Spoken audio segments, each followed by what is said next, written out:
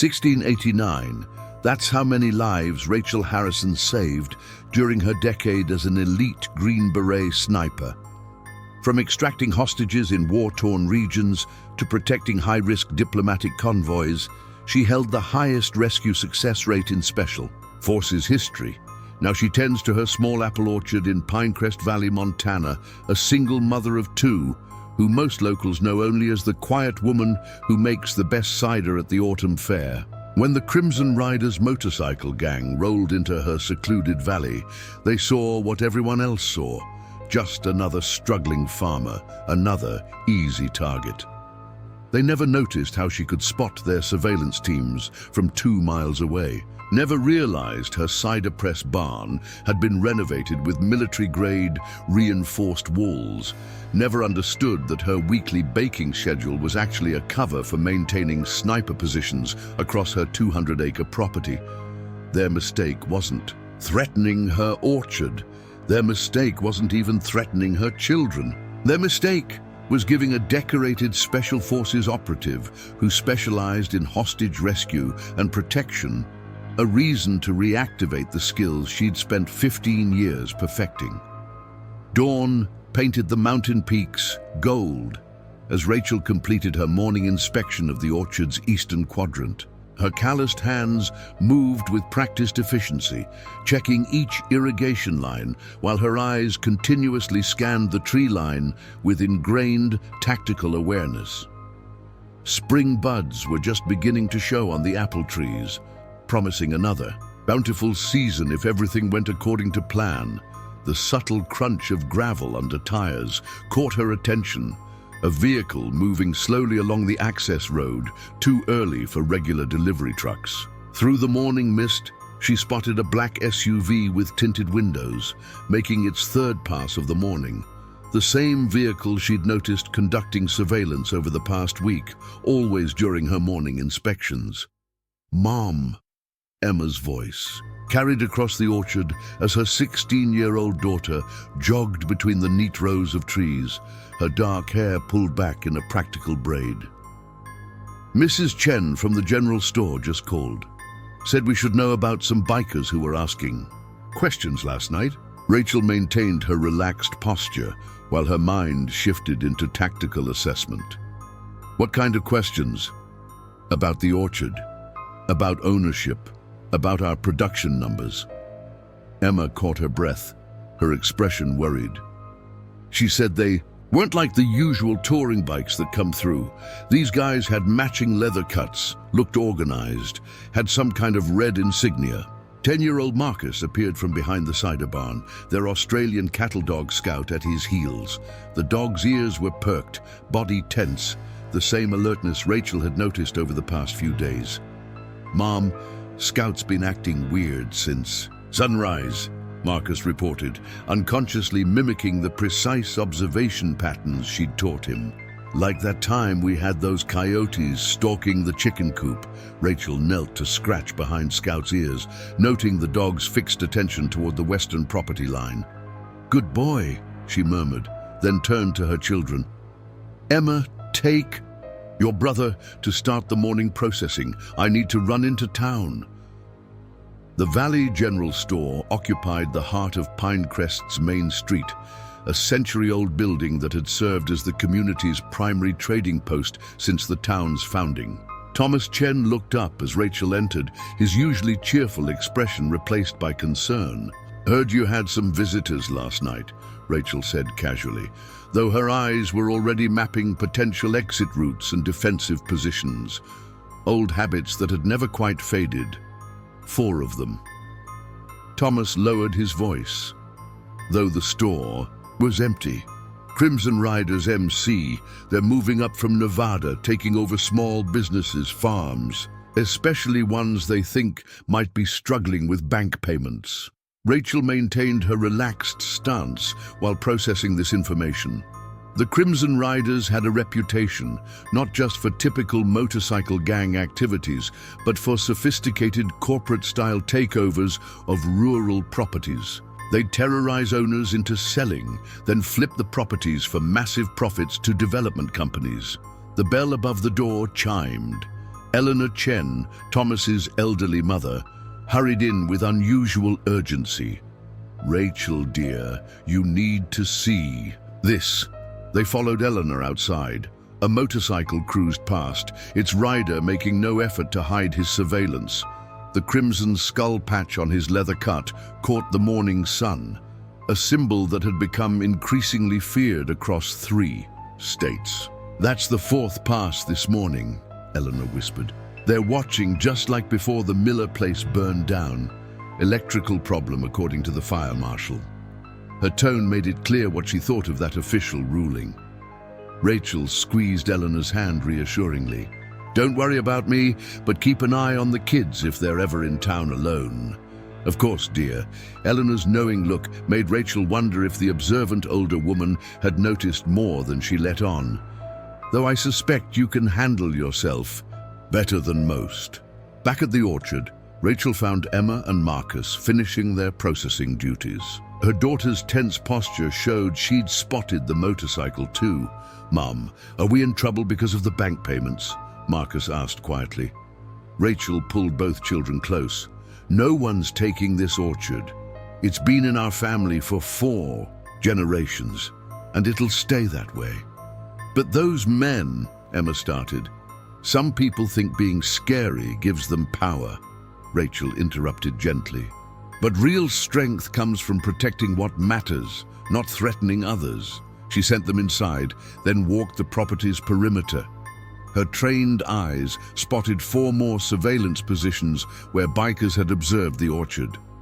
Their bootprints showed military-style tactical positioning. These weren't just common thugs. In the cider barn, Rachel moved the false wall she'd installed behind the apple press. The hidden compartment contained everything she'd hoped to never use. Again, a modified M40A6 sniper rifle, tactical gear, and enough ammunition to hold off a small army. She'd built this cache the day she bought the orchard, praying her past would never catch up with her. The sound of approaching motorcycles carried across the valley. Rachel quickly sealed the compartment and emerged from the barn. 5 bikes rumbled past her property, their riders watching openly now. She recognized their patches from Thomas's description. Crimson Riders MC, the most sophisticated criminal organization currently terrorizing the rural Northwest. The lead rider, a tall man with a scarred face and blood stitched on his cut, slowed to a stop. His cold smile carried clear threat. "Nice place you got here, lady. Shame if something happened to it." Rachel met his gaze calmly, her stance relaxed but balanced, ready to move in any direction. "Private property. Best move along." "Just being neighborly?" His grin widened. "Times are hard for small orchards. Banks get impatient, accidents happen. But we look after our friends, provide protection for a reasonable fee." "Not interested." Blood's expression hardened. "Everyone's interested eventually. Ask Miller how refusing worked out for him." They roared away in a cloud of dust, but Rachel knew this was just the beginning. She watched them disappear around the bend, her mind already formulating plans. The Crimson Riders thought they'd found an easy target, a struggling single mother they could intimidate and destroy. They had no idea they just threatened someone who'd spent 10 years learning how to eliminate threats exactly like them. Rachel had left that life behind for her children, built something peaceful. But if the Crimson Riders forced her hand, they'd learn why some predators are better at hiding in plain sight than others. Inside the house, Rachel found Marcus watching. Through the window, Scout still alerting to unseen movements beyond the orchard's edge. "Are the bad men coming back?" he asked, his young face showing a maturity beyond his years. She hugged him close, remembering all the reasons she'd chosen. "This quiet life. Don't worry about them, sweetheart. Mom's got everything under control." But as evening fell over Pinecrest Valley, more motorcycles passed on the distant road.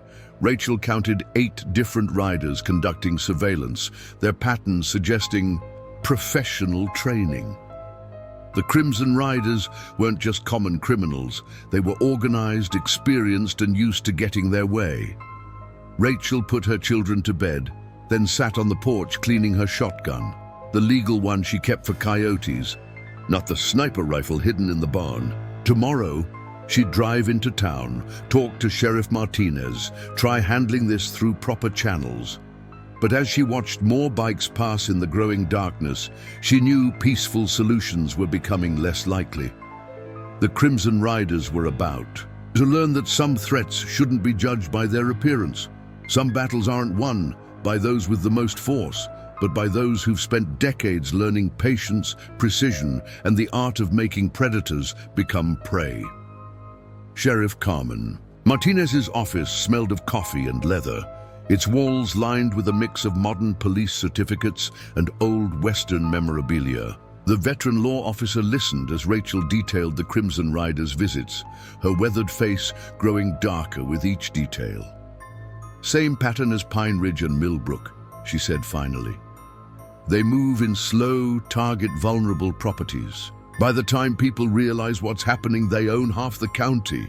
"I'm not selling," Rachel stated firmly, "but I'd rather handle this legally first." Martinez sighed. "I'll increase patrols, but I'm short-staffed, and these guys, they're smart. Never leave enough evidence for charges."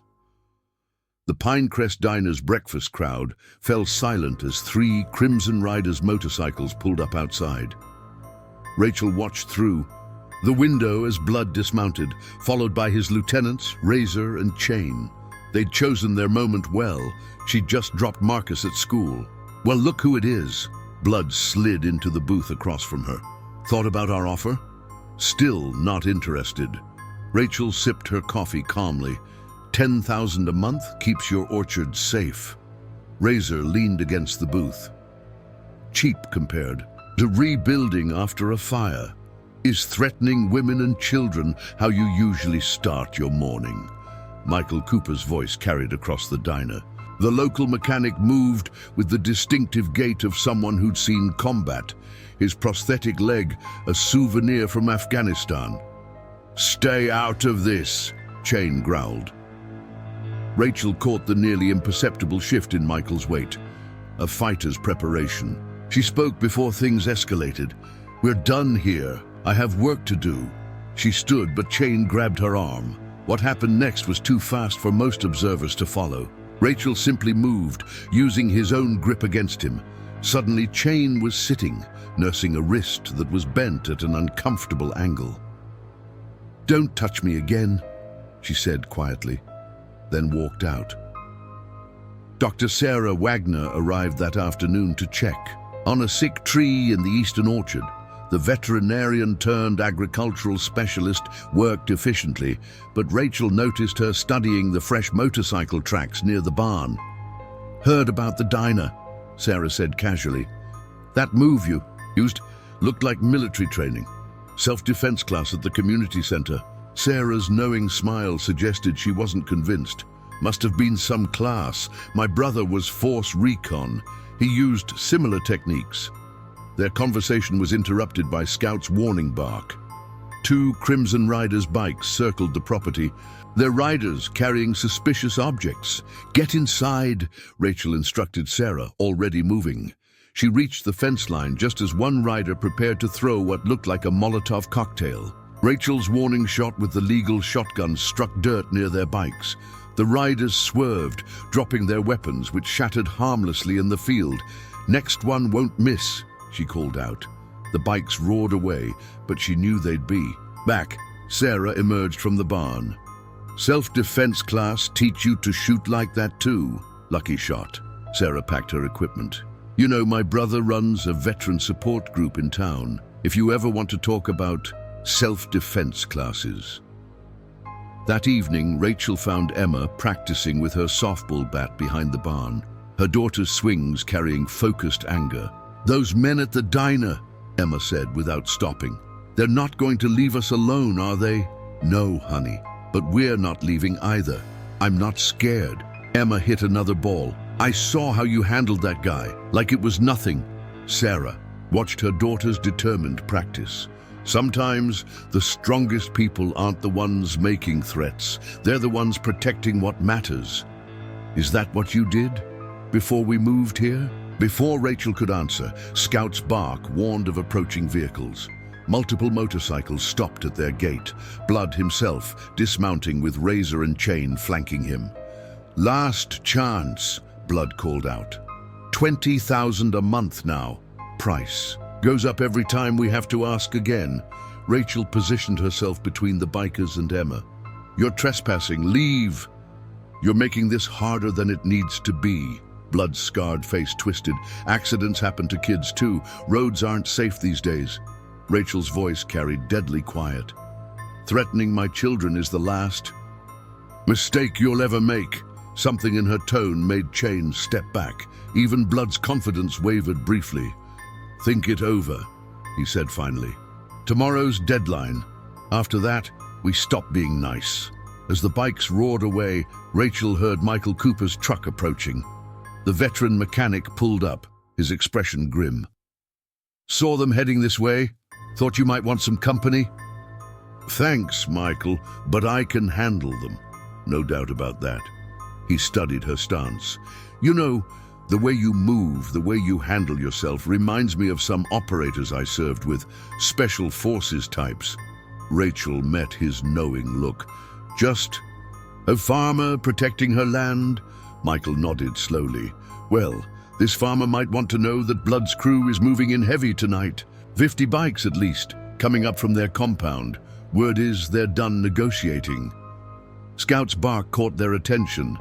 More motorcycles passed on the distant road, their riders conducting surveillance with military precision. The Crimson. Riders were done playing games. Rachel watched them disappear into the gathering dusk. She tried handling this legally, tried protecting her cover.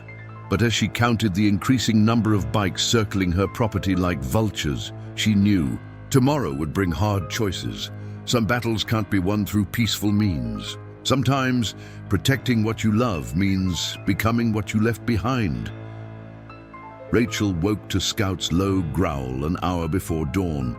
The dog's ears focused on the northern approach, where the first hint of morning painted the sky in dark blues. She'd been expecting this.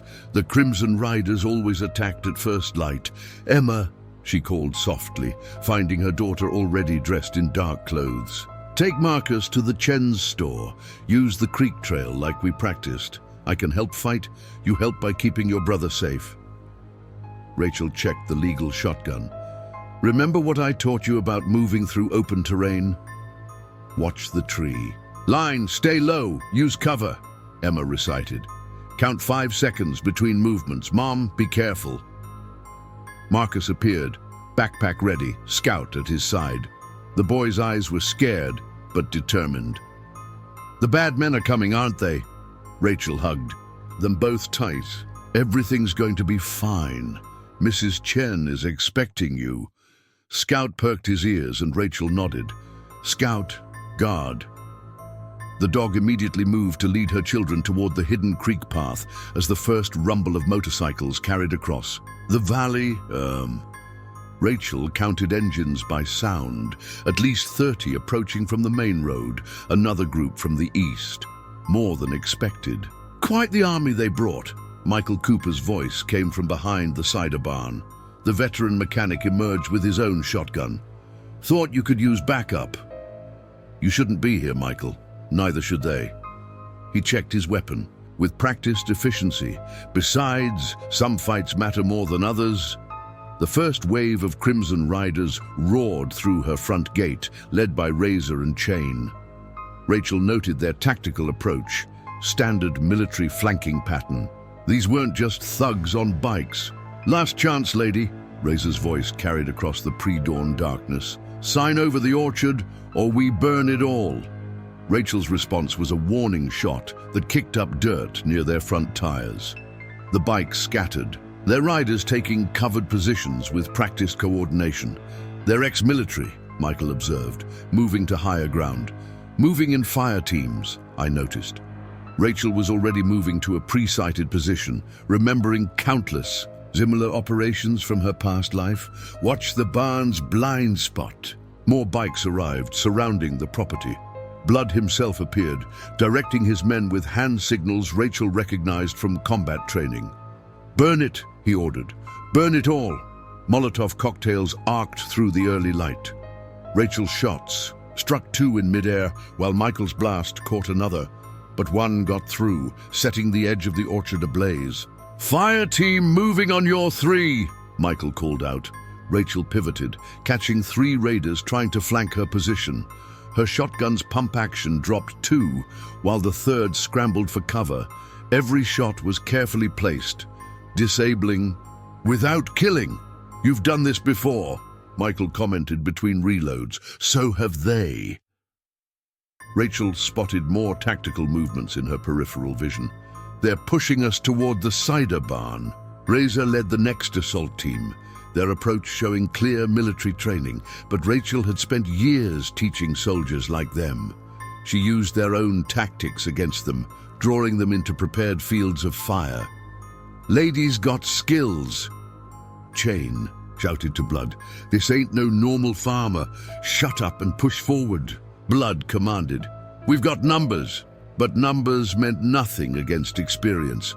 Rachel's counterattacks forced them to waste ammunition, to bunch up in predictable patterns.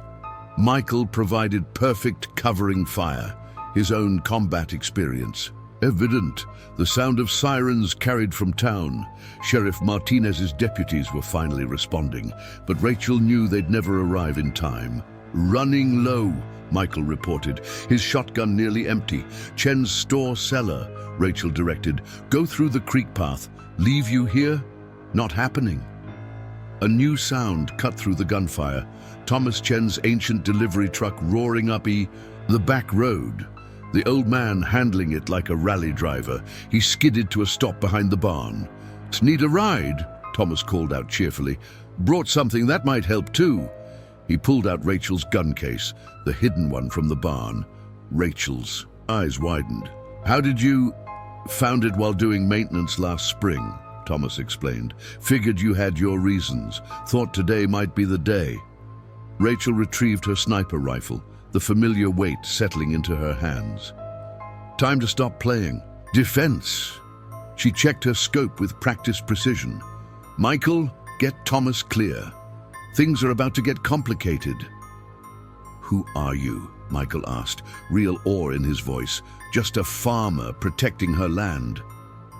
Rachel moved to higher ground, decades of training taking over.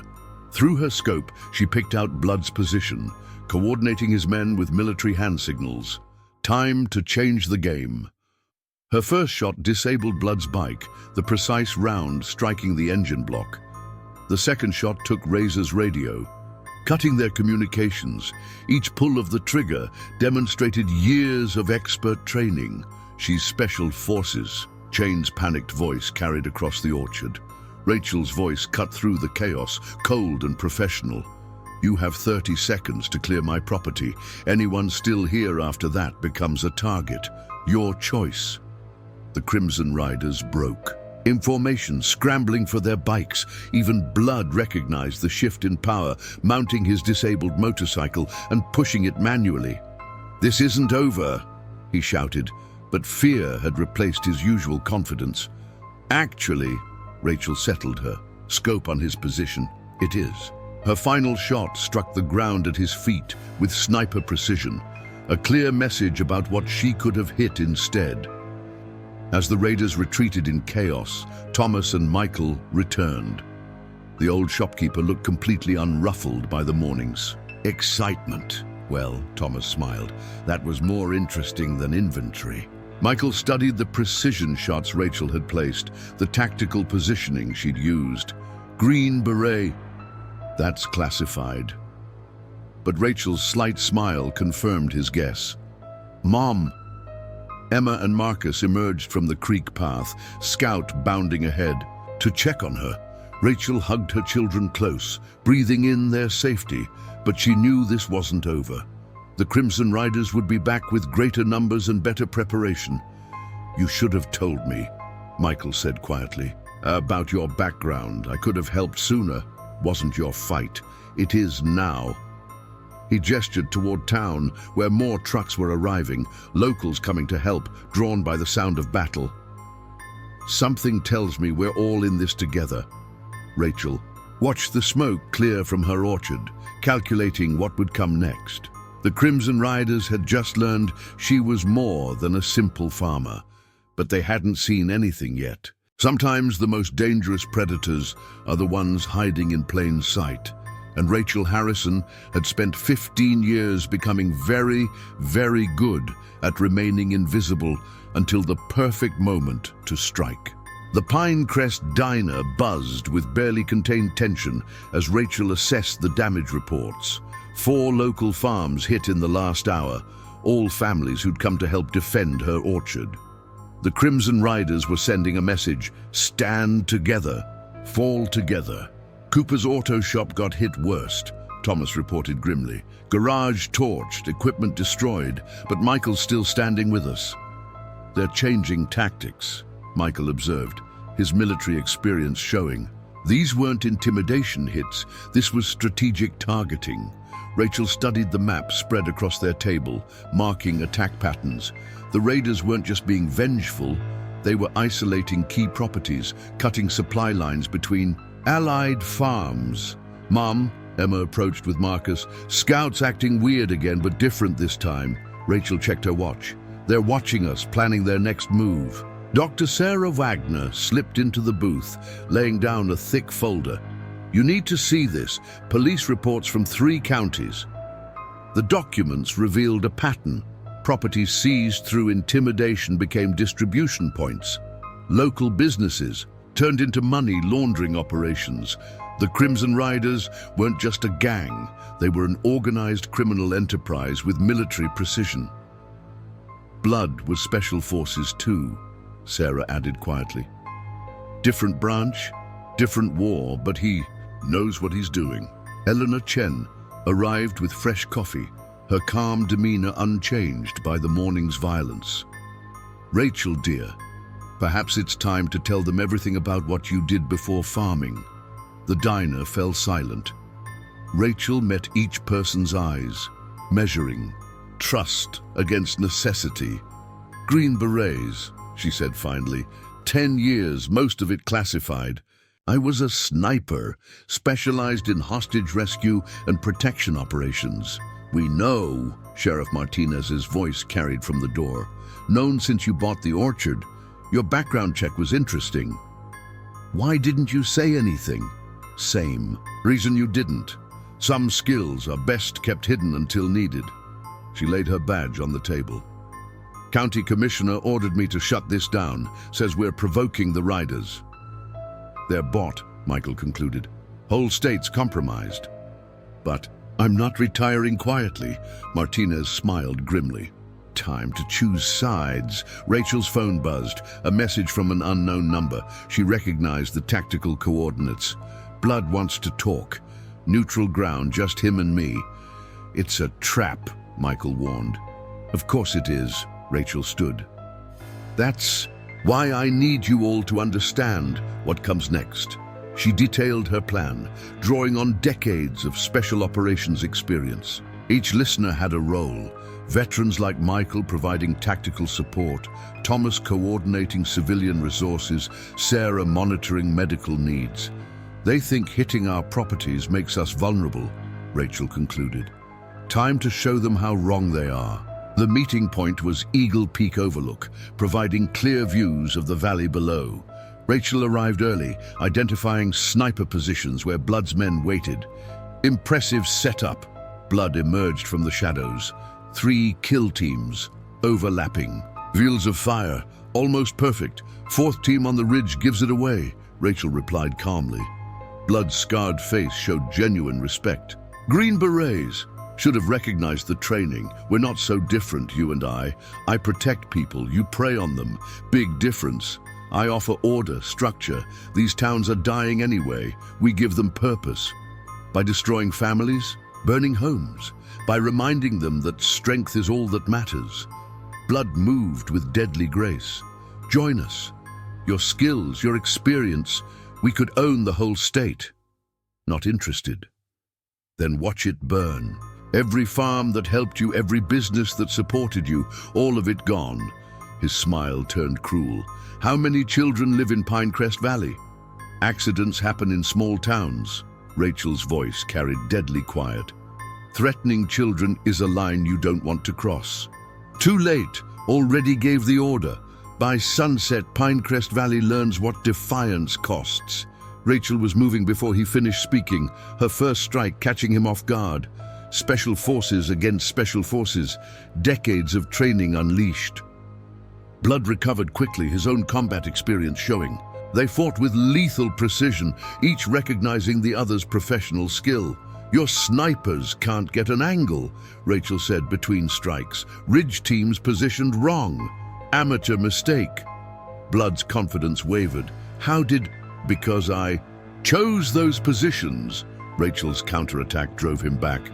Your men have been in my crosshairs for 10 minutes. They just don't know it yet. On cue, Michael's veterans emerged from hidden positions, surrounding Blood's teams with practiced efficiency. Thomas's truck appeared, more townspeople arriving, armed and ready. See, that's the difference between us, Rachel explained. You think strength comes from fear. I know it comes from community. Blood's radio crackled. His planned attacks on Pinecrest had met unexpected resistance. Sarah's medical network had spread the warning. Martinez's deputies chose loyalty over corruption. This isn't over. Blood spat blood. Actually, it is. You just don't know it yet.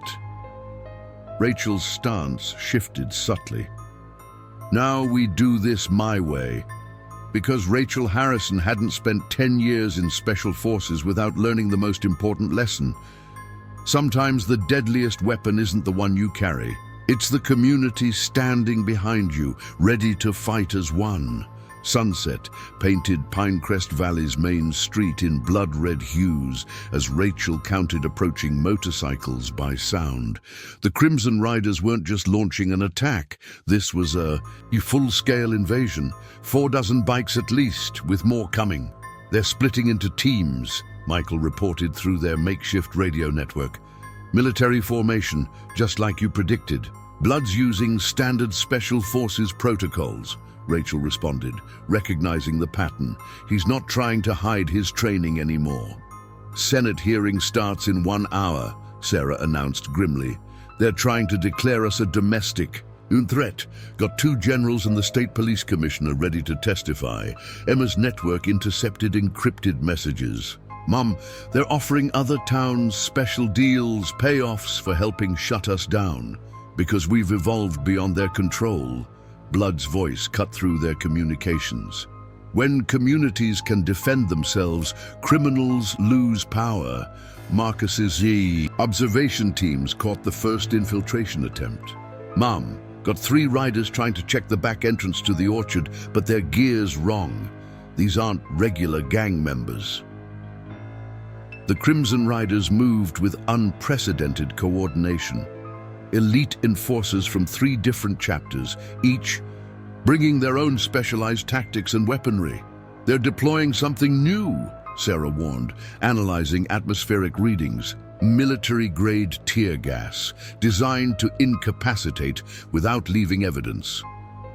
Rachel faced a decision point that went beyond normal tactical response.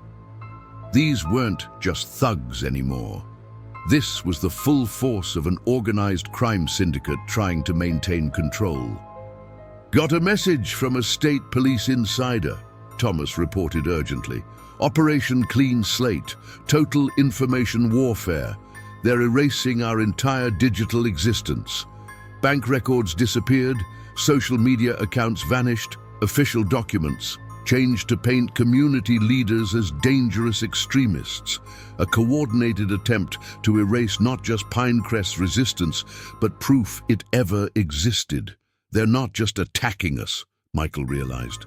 They're trying to erase the very idea that communities can defend themselves. Rachel watched elite riders moving into position with lethal grace.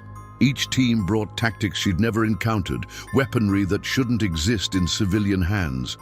But they'd made one critical miscalculation. Execute Protocol Phoenix, she commanded. Across Pinecrest Valley, hidden systems activated, not weapons or defenses, but something more powerful.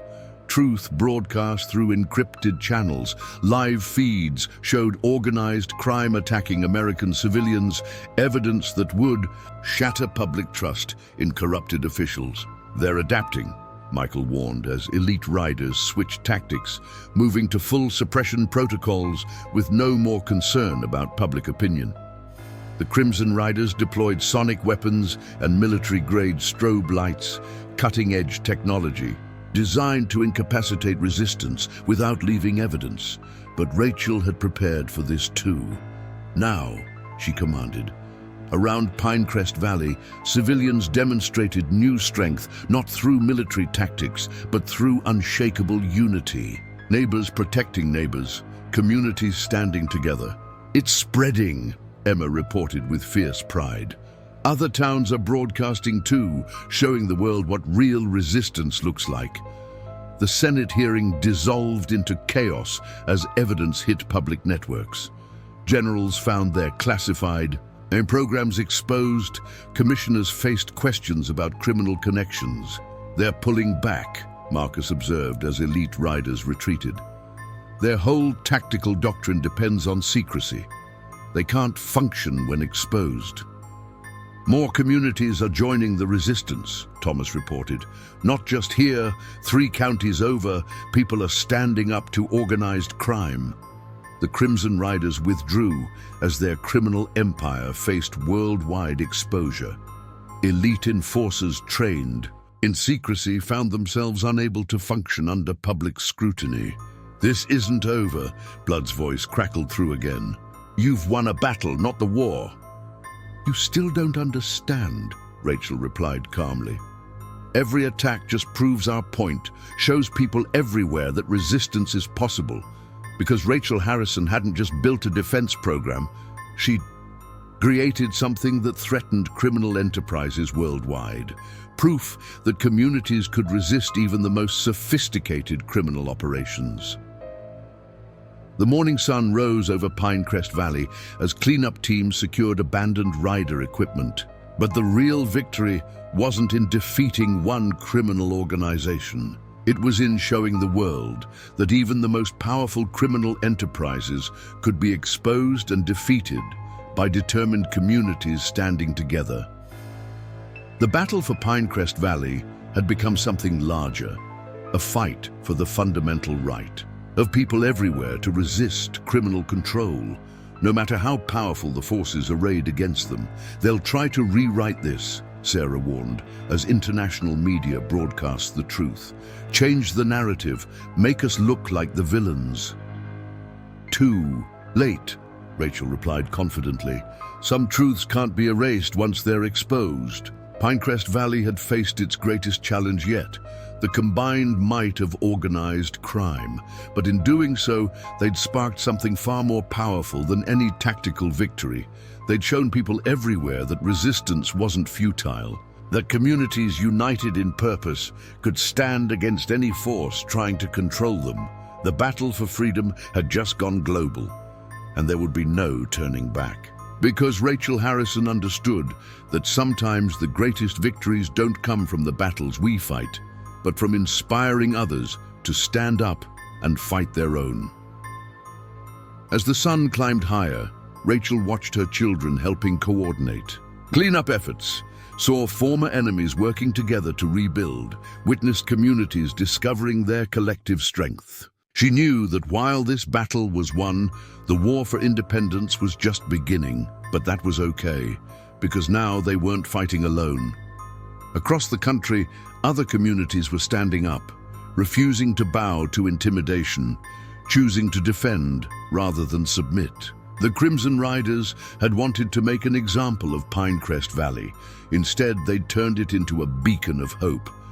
The truth arrived in an encrypted email routed through 6 anonymous servers before reaching Thomas's secure computer at the general store. Financial records, meeting minutes, offshore accounts, evidence that changed everything they thought they knew about their enemies. This goes deeper than motorcycle gangs, Thomas explained, spreading documents across the diners. Backroom table. 20 private security firms, 6 reconstruction companies, 4 infrastructure developers, all owned by the same shadow corporation. Rachel studied the complex web of shell companies and hidden transactions. They've been manufacturing conflicts, not just here. Blood's voice came from the doorway, making everyone reach for weapons. He stood with his hands raised, alone and unarmed. Global pattern, create instability, profit from rebuilding. My whole organization was just their cover story. Marcus burst in from his observation post. Mom, massive stock transfers happening right now. Big companies dumping motorcycle gang shares, buying into reconstruction firms. Because they're positioning for the next phase, Michael realized. They wanted us to fight back. Every defensive success created more opportunities for profit. Sarah arrived with insurance records, found their real testing grounds, small towns worldwide. Create conflict, sell security solutions, then profit from rebuilding damaged communities.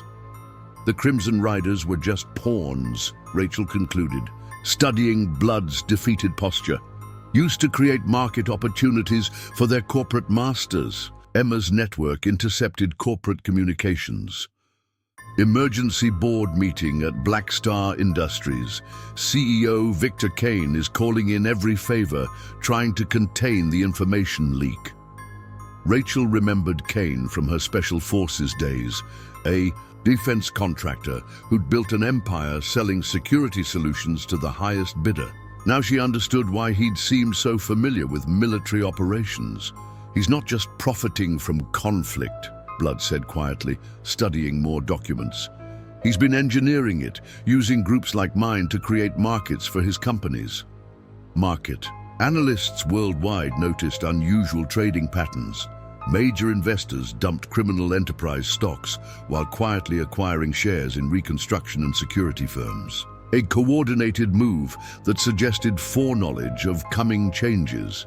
International media is picking up the story, Thomas reported. Financial journalists connecting dots we exposed. Corporate empire built on manufactured conflict. Rachel watched. Global markets react as more evidence emerged. Criminal organizations' stocks plummeted, while reconstruction firms' shares soared, exactly as the hidden consortium had planned. But they made one mistake.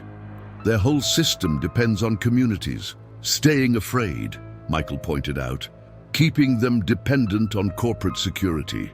Instead, we've shown people how to protect themselves, Emma added, without paying corporate prices. The consortium's response came through official channels.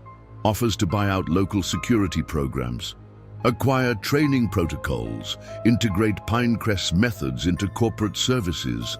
They're trying to co-opt us, Sarah warned. Turn our success into their next profit center. Wall Street analysts praised the consortium's business acumen, creating problems, selling solutions, then profiting from reconstruction. A perfect cycle of manufactured need and corporate response. Kane's private jet just landed in Dubai, Thomas reported. He's meeting with other board members, planning their next move. Rachel studied tactical data showing corporate response. Teams worldwide, not attacking anymore, repositioning for acquisition and integration, trying to absorb what they couldn't destroy. They're adapting their whole business model, Blood observed, shifting from conflict creation to community integration, still seeking profit just through different means. The consortium's new strategy emerged through leaked documents. They'd use Pinecrest's success to sell community-based security solutions, corporate packages promising local empowerment while maintaining profitable control. Clever, Michael admitted. Turn resistance into a commodity. Sell people the illusion of independence. Financial markets surged as major investors recognized the consortium's pivot. Conflict creation was profitable, but selling controlled resistance could be even more lucrative. Rachel faced a decision that went beyond tactical response. The consortium wasn't trying to destroy their movement anymore. They wanted to purchase and package it. Kane's offering a deal. Thomas announced, reviewing encrypted communications. Full autonomy, unlimited funding. Turn Pinecrest into their model community. The offer represented everything they'd fought for. Resources, recognition, legitimate power. But it came with golden handcuffs, turning their resistance into another corporate product. Corporate lawyers arrived with contracts promising local control while quietly transferring power to distant boardrooms. A sophisticated attempt to transform genuine independence into managed opposition. Rachel gathered her community for their most important decision yet. Not about fighting physical enemies, but resisting a more insidious threat. The commodification of their own resistance. They're trying to buy what they couldn't beat, she explained. Turn our strength into their next market opportunity. The consortium's final offer arrived with all the trappings of corporate legitimacy, board positions, stock options, consulting contracts, everything needed to transform genuine resistance into controlled product. But Rachel Harrison hadn't spent years building real community strength just to sell it to the highest bidder. The hardest battle wouldn't be fought with tactics or weapons. It would be resisting the temptation to trade true independence for corporate comfort, because she understood that genuine community power grows from shared struggle and collective effort. It can't be manufactured, marketed, or sold. Pinecrest Valley had faced its greatest test yet, not just resisting physical force, but the seductive promise of corporate wealth and legitimacy. Their choice would inspire other communities to reject packaged solutions in favor of earned independence. The battle for genuine freedom would continue, but with a deeper understanding. True strength isn't found in corporate boardrooms or marketing campaigns. It grows in communities that choose authentic independence over profitable imitation. 1. Year after rejecting Blackstar's offer, Pinecrest Valley stood transformed, not into a corporate franchise or packaged security product, but something far more meaningful, a blueprint for genuine community independence. Morning sunlight streamed through the windows of their new community center as Rachel reviewed reports from towns worldwide. Not corporate franchises or branded programs, but independent communities that had found their own paths to strength. 8 more private security firms went bankrupt this quarter, Thomas announced, his weathered face showing satisfaction. Their whole business models collapsing. Communities are choosing independence over package protection. Blood, now a regular at community meetings, studied market reports showing the shifting landscape. Blackstar's stock hit another record low. Kane resigned under shareholder pressure. The age of corporate security monopolies is ending. Marcus entered with fresh intelligence.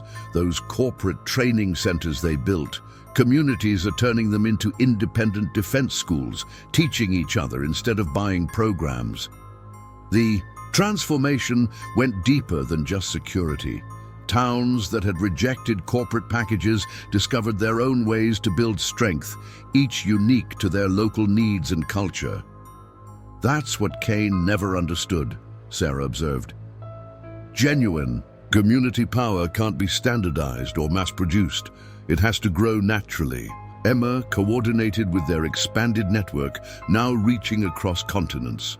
Not a corporate hierarchy, but a free exchange of knowledge between independent communities. The corporate consultants called it inefficient, she reported with satisfaction. Said we needed centralized control and standardized methods. They never understood that diversity makes us stronger. Michael's Veterans Program had evolved beyond anything corporate packages could offer. Former raiders now trained alongside community defenders, each group learning from the other's experience. Blackstar tried copying our methods, Michael explained, to visiting town representatives, but they couldn't replicate the most important element, genuine trust between people. Rachel walked Pinecrest's streets, seeing how far they'd come. Gardens flourished, where defensive positions once stood. Children played freely where surveillance posts had been necessary. We've had 5 more takeover attempts, Thomas reported. Different corporations trying to buy or control our methods. No one understands why we keep refusing. The answer lay in the scene before them, neighbors chatting on porches, former enemies working side by side, children learning both safety and compassion. A community that had grown stronger through shared struggle rather than purchased solutions. There's a new bill in Congress, Blood noted, trying to regulate independent community defense programs. Corporate lobbyists claim we're a threat to public safety, but political pressure couldn't stop what Pinecrest had started. Communities worldwide were discovering their own strength, refusing packaged security in favor of earned independence. The team corporations keep asking what our secret is, Sarah said. They've studied our methods, copied our training, but they can't replicate our results. Because the real secret wasn't in tactics or techniques. It was in the connections forged through shared struggle, the trust built between former enemies, the strength that grows only through genuine community effort. Rachel gathered her people for their next phase.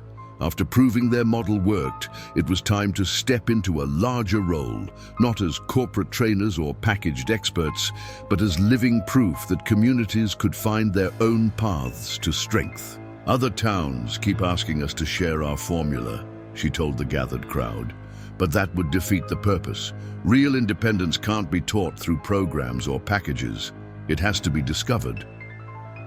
Each community finding its own way, Emma added, while supporting each other, Marcus finished. The sun set over Pinecrest Valley as Rachel looked toward the future. They had shown that genuine community strength couldn't be bought, sold, or packaged. It had to be earned through collective effort and shared purpose. The corporate security industry had tried to commodify resistance, to turn genuine independence into a marketable product. Instead, they had sparked something they couldn't control, communities worldwide discovering their own power. Rachel watched children playing freely in the evening light, former enemies sharing meals as friends, neighbors helping neighbors build. Something stronger than any corporate package could provide, because the most important lesson wasn't about tactics or techniques. It was about the power of genuine community. The kind that grows through shared struggle and collective purpose rather than purchased solutions. Pinecrest Valley had become more than just a defended town or a model for others to copy. It was living proof that true strength grows from the ground up, nurtured by genuine connections and common purpose. As darkness fell, Rachel looked out over the valley that had seen so much change.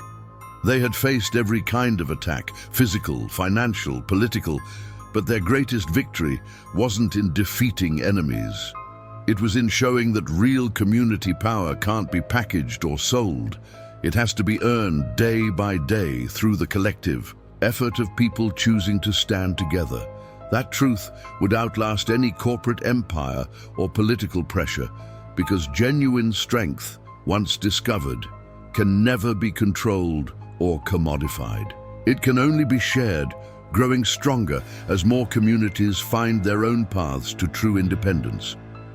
Rachel smiled as Marcus and Emma joined her on the porch, Scout alerting to nothing more dangerous than deer at the orchard's edge. The battle for genuine community independence would continue, but now they fought it not with weapons or tactics, but with something far more powerful. The living example of what people could achieve when they chose authentic strength over packaged security. And that was a victory no corporation could ever buy. Rachel woke to the unfamiliar sound of multiple helicopters approaching Pinecrest Valley. Through her bedroom window, she spotted 3 Black Hawk variants with no markings. Their matte black, surfaces absorbing the pre-dawn light. Private military contractors, Blood's voice carried from the porch where he'd been on watch. Blackthorn Securities, Kane's elite wetwork team. Rachel's tactical mind was already processing. These weren't Crimson Riders or corporate thugs. These were highly trained mercenaries with military-grade equipment and no limitations. "Mom!" Marcus's voice crackled through their security network. "They're using some kind of active camouflage. Thermal imaging can't track them." The first strike came with surgical precision. Key defensive positions around Pinecrest found themselves targeted by non-lethal rounds containing an unknown chemical agent. Professional, efficient, designed to disable without leaving evidence. Neural inhibitors, Sarah analyzed quickly through their comms. Military prototype, shuts down combat reflexes, makes tactically trained personnel unable to fight.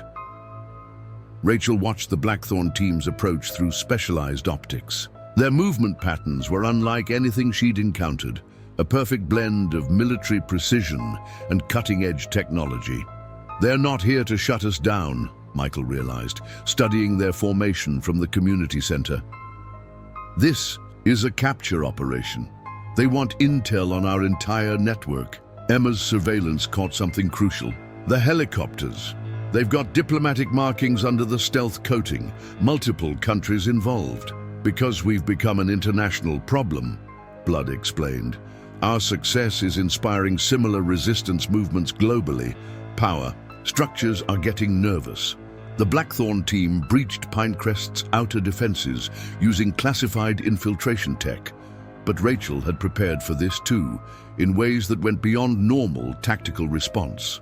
"Execute Protocol Omega," she commanded. Across town, hidden systems activated, not weapons or defenses, but something more sophisticated. A dead man's switch releasing encrypted files to key international journalists. "Insurance policy," Thomas explained as alerts lit up worldwide. "Try to disappear us, and every black project for the last 10 years goes public." Victor Kane's voice cut through their comms, professional and cold. "Impressive setup, Harrison, but you're interfering with power structures you don't understand." "I understand perfectly," Rachel replied. "You're not here because we're a threat. You're here because we're an example, showing people they don't need to submit to control." The Blackthorn team's advance faltered as more encrypted files hit. The internet. Documents exposing classified operations, money trails linking intelligence agencies to criminal enterprises, evidence that would topple governments. "Stand down," Kane commanded his team. "Situation's compromised. We're burned." But Rachel recognized the tactical shift in their formation. They're not retreating. They're switching to wet work protocols, complete elimination of targets and evidence. Marcus's observation network caught the change first. They're deploying some kind of gas, doesn't show up on normal sensors. "It's not gas," Sarah realized in horror. "It's engineered bacteria designed to target specific DNA sequences. They're trying to make this look like a natural outbreak." Rachel faced a decision that went beyond normal tactical response. The Blackthorn. Your team had to be stopped, but engaging them would risk exposing her own classified background. "You can't win this one," Kane's voice carried cold certainty. "We've got authorization from the highest levels. No limits, no restrictions." "That's where you're wrong," Rachel replied. "You've got authorization from people who need secrets to maintain power. We've got something stronger." The truth hit international. Media like a tsunami. Not just leaked files, but live broadcasts showing private military contractors attacking American civilians. Diplomatic crises erupted as multiple governments found themselves exposed. "They're pulling back," Michael reported with grim satisfaction. "Too much exposure can't maintain deniability." But Rachel knew this was just the beginning. They'd forced international power structures to reveal themselves. The response would be severe. "More teams will come," Blood warned. "Different agencies, different countries. We've become a global problem." "No," Rachel corrected, "we've become a global solution, showing people everywhere that resistance is possible." The black helicopters retreated into the night, leaving behind classified equipment and shattered illusions. Pinecrest Valley had faced its greatest challenge yet, the full might of private military contractors with unlimited resources and zero accountability. "They'll try to discredit us," Thomas warned, "turn public opinion against us, make us look like dangers to society." "Let them try," Emma replied confidently. "Truth is harder to kill than they realize." Because Rachel Harrison hadn't just built a local defense program. She'd created something that threatened power structures worldwide, proof that communities could resist even the most sophisticated control systems. The morning sun rose over Pinecrest Valley as cleanup teams secured abandoned Blackthorn gear, but the real victory wasn't in defeating one private military team. It was in showing the world that even the most secret government operations could be exposed and defeated by determined communities standing together. And the battle for Pinecrest Valley had just become a battle for something much larger: the right of people everywhere to resist control, no matter how powerful the forces arrayed against them. Rachel watched her children coordinating with community defense teams, saw former enemies working together to secure evidence, witnessed neighbors, helping neighbors rebuild. She knew that while this battle was won, the war for true independence was just beginning. But that was okay, because now they weren't fighting alone. Across the world, other communities were standing up, refusing to bow to intimidation, choosing to defend rather than submit. Blackthorn Securities had wanted to make an example of Pinecrest Valley. Instead, they'd turned it into a symbol of hope. The black SUVs appeared at Pinecrest Valley's perimeter without warning. Diplomatic plates, tinted windows, and the subtle bulge of armor plating that Rachel's trained eye immediately recognized. These weren't private military contractors or local authorities. These were something far more dangerous. CIA Special Activities Division, Blood identified grimly. But not regular operators. Black Ops Division, the ones who handle problems that can't officially exist. Colonel James Kane, Thomas reported, pulling up classified files. Victor Kane's brother, former CIA Black Ops commander, disappeared 3 years ago after questioning certain covert operations. "He didn't disappear," Rachel corrected quietly. "He went private, started taking contracts that even the CIA wouldn't touch." Marcus's voice crackled through their secure channel. "Mom, they're using some kind of active camouflage. Even our upgraded thermal imaging can't track them." The first strike came with surgical precision. Key community leaders found themselves targeted by non-lethal rounds containing an unknown chemical agent. Professional, efficient, designed to disable without leaving evidence. Advanced paralytic compound, Sarah analyzed quickly. Military, in prototype, shuts down the central nervous system temporarily while leaving victims conscious. They want us aware but helpless. Rachel watched the SAD team's approach through specialized optics. Their movement patterns were unlike anything she'd encountered. A perfect blend of military precision and experimental technology that shouldn't exist. "They're not here for intimidation," Michael realized, studying their formation. "This is an extraction operation. They want the entire leadership structure." Emma's surveillance caught something crucial. The vehicles, they've got diplomatic credentials from 3 different agencies, multiple government branches involved, because we've become a national security threat, Blood explained.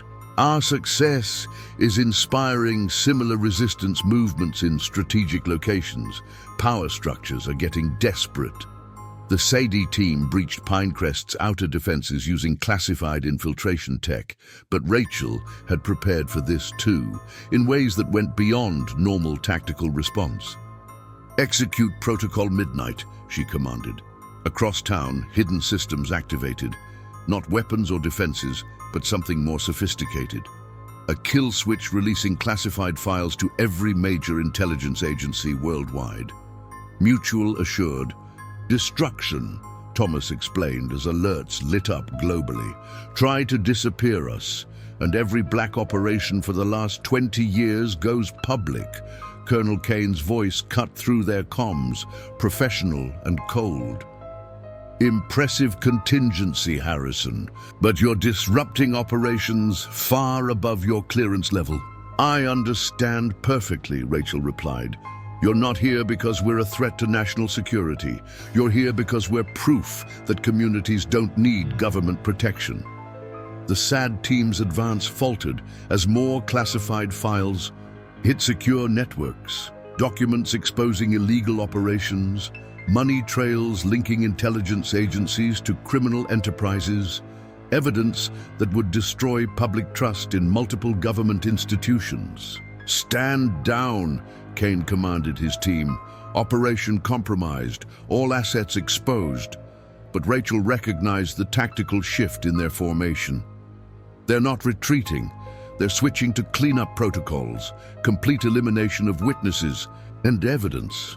Marcus's observation network caught the change first.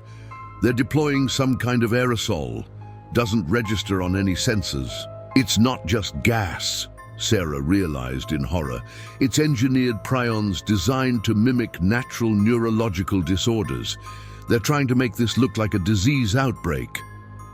Rachel faced a decision that went beyond normal tactical response. The SAD team had to be stopped, but engaging them would risk exposing operations that could destabilize the entire intelligence community. You can't win this, Harrison. Kane's voice carried cold certainty. We've got presidential authorization. No oversight, no restrictions. That's where you're wrong, Rachel replied.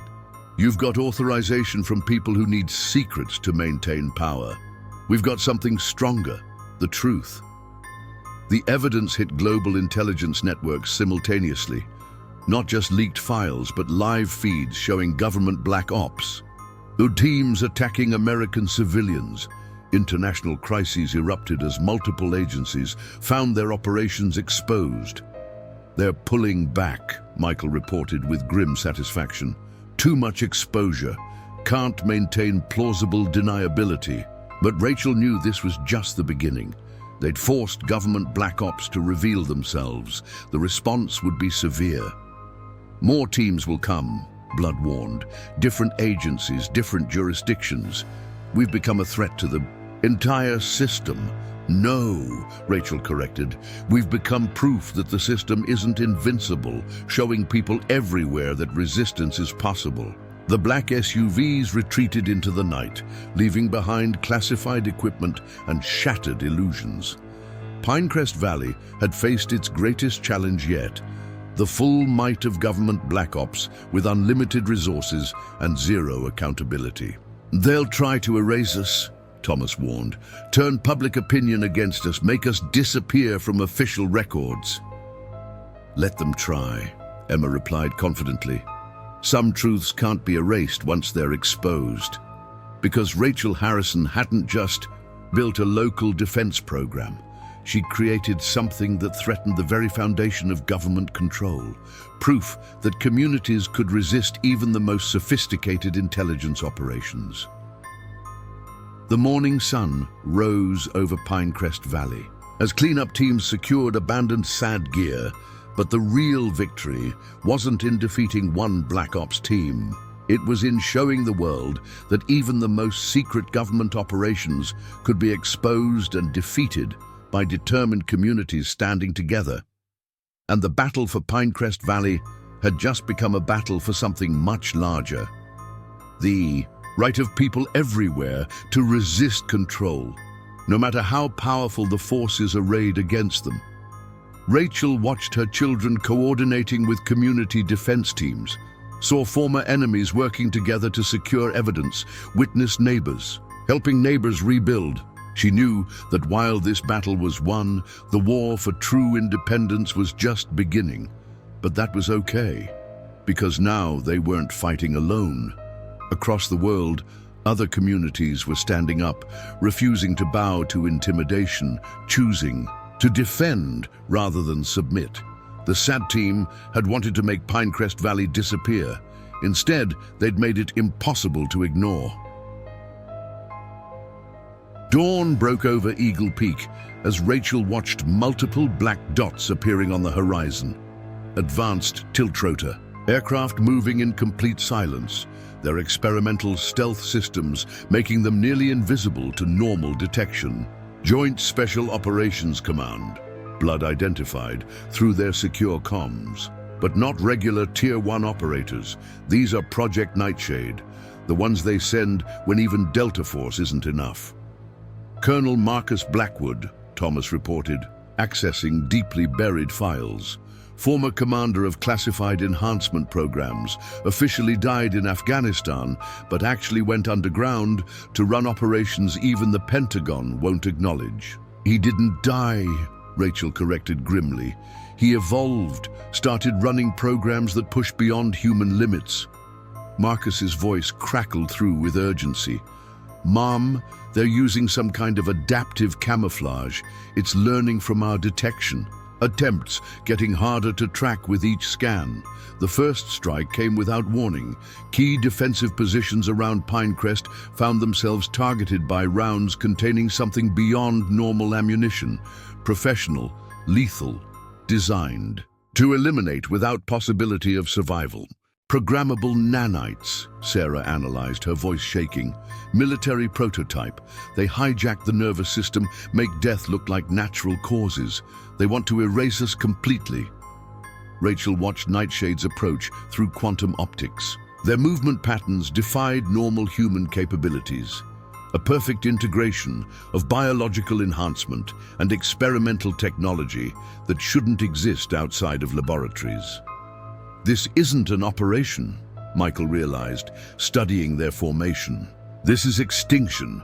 They want to eliminate the very concept of resistance. Emma's surveillance caught something crucial. The aircraft. They're generating some kind of quantum field. It's not just hiding them, it's altering probability around them. Because we've become an existential threat, Blood explained. Our success proves that their whole system of control is vulnerable.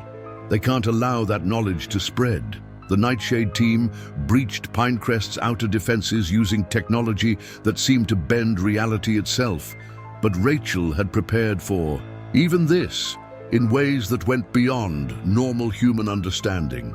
Execute Protocol Omega, she commanded. Across town, hidden quantum systems activated. Not weapons or defenses, but something more sophisticated. A reality bridge releasing their story across multiple timelines.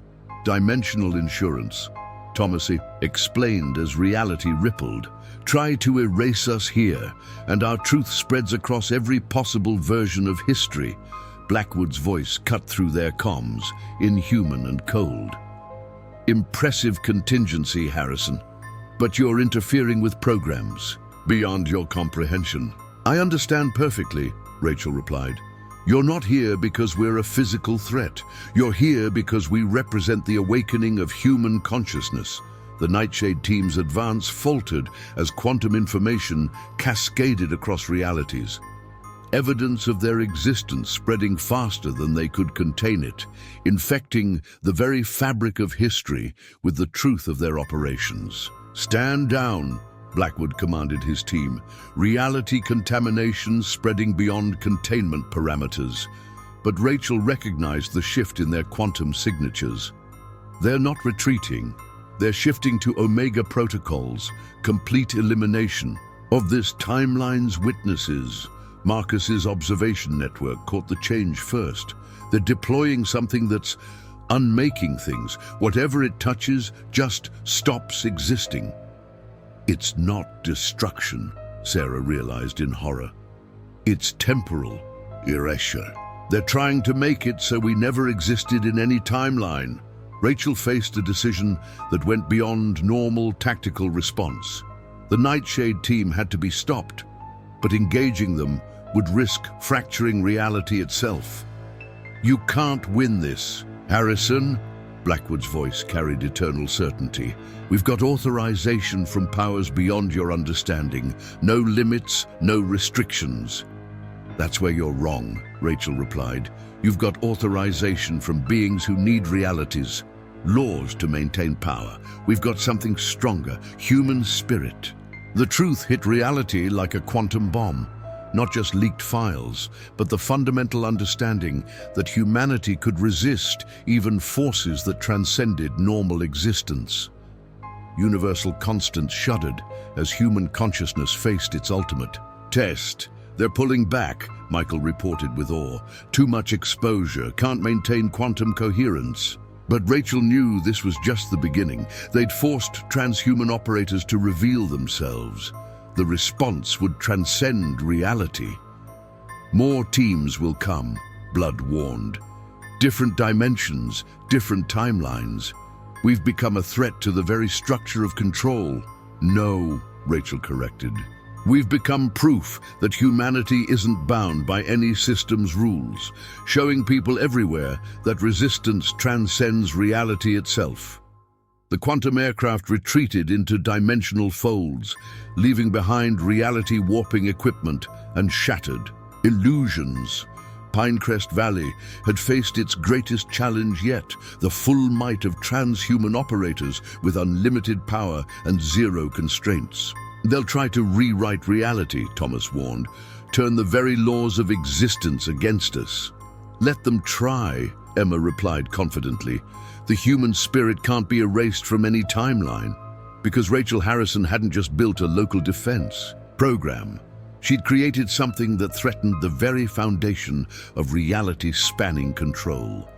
Proof that human communities could resist even the most sophisticated trans-dimensional operations.